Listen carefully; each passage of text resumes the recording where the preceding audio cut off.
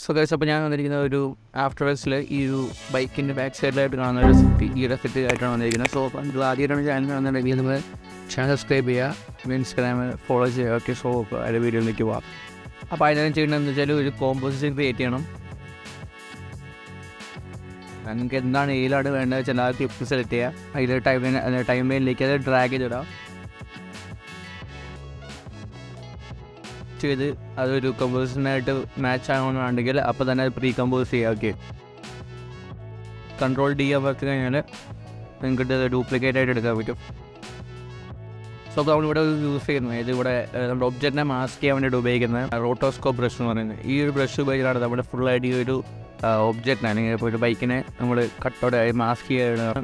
ആ ഒരു ഒബ്ജക്റ്റിൻ്റെ മേലെ കൂടെ ജസ്റ്റ് ബ്രഷ് കൊടുക്കുന്നുണ്ട്. ഓക്കെ, സോ ഇപ്പോൾ ഒരു ഭാഗം ഓവർഹെഡ് വരുന്നുണ്ടെങ്കിൽ ഓൾട്ട് പ്ലസ് ചെയ്ത ശേഷം അതൊന്ന് കറക്റ്റ് ചെയ്ത് കഴിഞ്ഞാൽ അതൊന്ന് മൈനസ് ആയി കിട്ടും. അതിൻ്റെ ഏറ്റവും ഫസ്റ്റ് ഫ്രെയിമിലേക്ക് വരാം, ആദ്യത്തെ ഫ്രെയിമിലേക്ക്. അതിനുശേഷം വെറുതെ പ്ലേ വണ്ണാണ് സ്പേസ് വേറെ അടിച്ച് കഴിഞ്ഞാൽ നിങ്ങൾക്ക് സുഖമായിട്ട് ആ ഒരു ഒബ്ജക്റ്റ് ട്രാക്ക് വരുന്ന കാണാം. ചെയിൻ ലെയറിനെ നിങ്ങൾ ഡ്യൂപ്ലിക്കേറ്റ് ചെയ്യുക. ഡ്യൂപ്ലിക്കേറ്റ് ചെയ്ത ശേഷം 3 ലെയർ ആക്കുക. 3 ലെയറിൽ 3 റിനെയിം ചെയ്യുക. ഒന്നതിനെ ടോപ്പ് ലെയറെന്നും, രണ്ടാമത്തെ എഫക്റ്റിലൊന്നും, മൂന്നാമത്തെ ബാക്ക്ഗ്രൗണ്ട് ലെയർ എന്ന് പറയാം. ഓക്കെ, സോ രണ്ടാമത്തെ ആ ഒരു സെൻറ്ററിലുള്ള ഒരു ലെയറിലാണ് നമ്മൾ എഫക്റ്റ് ആഡ് ചെയ്യാൻ പോകുന്നത്.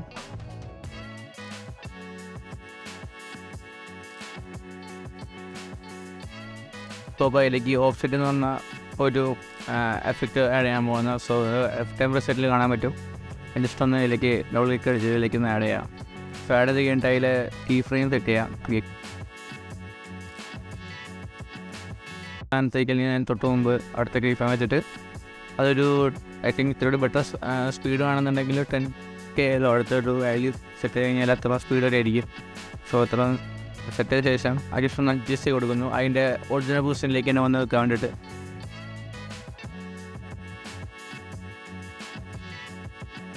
ഒബ്ജക്റ്റിൻ്റെ ബാക്കിലായിട്ട് വയ്ക്കുന്നു. സോ അതിന് 2 കീ ഫ്രെയിം കൂട്ടിയിട്ട് ECC എന്നൊക്കെ F9 അടിച്ച് കഴിഞ്ഞാൽ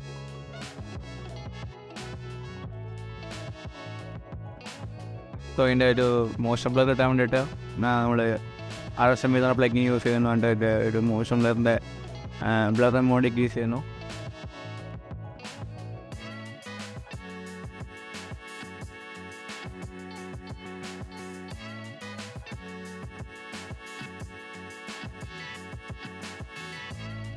ഇങ്ങനെയെല്ലാം കൊടുക്കുന്നുണ്ടെങ്കിൽ നിങ്ങൾ ആ ഒരു ഷെയ്ക്ക് ഒരു ഞാൻ ചെയ്യുന്ന പോലെ നിങ്ങളൊന്ന് ഫോളോ ചെയ്യാതെ. സോ കാരണം ഇതിൽ പറയാനില്ല. നിങ്ങൾക്ക് കീ ഫ്രെയിം വെച്ചു ആ ഒരു പ്രിഫേർഡ് ആയിട്ടുള്ള ആ വാല്യൂസ് നിങ്ങളൊക്കെ അഡ്ജസ്റ്റ് ചെയ്തൊക്കെ നിങ്ങളുടെ ഇഷ്ടത്തിന് തന്നെ കൊടുക്കുന്നത്. കാരണം ഷെയ്ക്കൊക്കെ നിങ്ങളുടെ പ്രിഫറൻസിലായിരിക്കും ആ ഷെയ്ക്കുകളൊക്കെ വരുന്നത്. സോ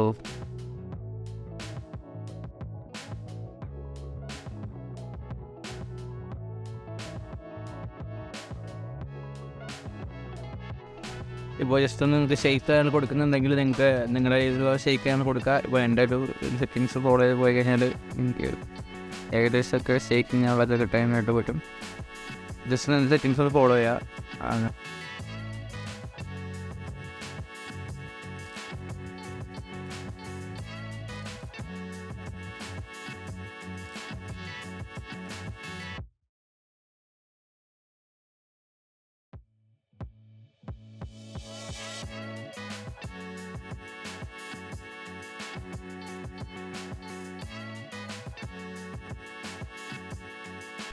ഓക്കെ, സോ ഈ ഒരു വീഡിയോ നിങ്ങൾ മാക്സിമം ഫുള്ളായിട്ട് കണ്ടെന്ന് വിചാരിക്കുന്നു. കാരണം അതിൻ്റെ ഇടയ്ക്ക് മിസ്സായി പോയി കഴിഞ്ഞാൽ പിന്നെ ഞാൻ പരമാവധി സ്പീഡിലാണ് ഇതിൻ്റെ തൊട്ടുള്ള ഞാൻ ആ ഷെയ്ക്കിൻ്റെ ഒരു സ്ഥലത്ത് ചാനലൊക്കെ വാല്യൂസ് നമ്മൾ സെറ്റ് ചെയ്ത് കഴിഞ്ഞാൽ അത്യാവശ്യം നല്ല പ്രോപ്പറായിട്ടൊരു വാല്യൂ ഉള്ള ഒരു നല്ലൊരു ഷെയ്ക്ക് കിട്ടാൻ ഞങ്ങൾ സാധ്യതയുണ്ട്. അതിനുശേഷം നല്ലൊരു കളർ കളക്ഷനും കൂടി ഉണ്ടെങ്കിൽ വീഡിയോ പക്കാ അടിപൊളിയാണ്. സോ അടുത്ത വീഡിയോ വരുന്നതിലേക്കും ബൈ ഗൈസ്.